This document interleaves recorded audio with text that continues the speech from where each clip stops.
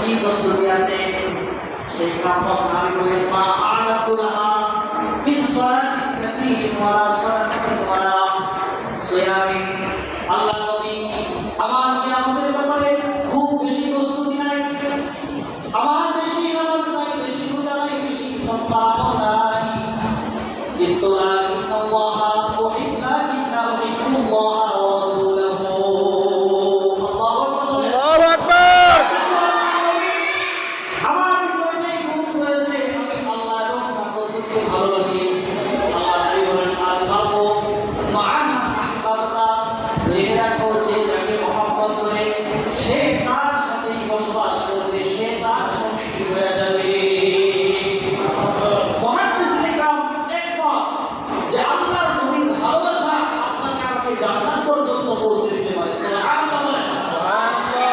এই ভালোবাসা আপনাকে আমাকে জান্নাতে পৌঁছে দিতে পারে। ওই ভালোবাসার প্রয়োজন আছে না বলেন দেখি। এখন 12টা কেন বাজলো? এটা তো প্রশ্ন।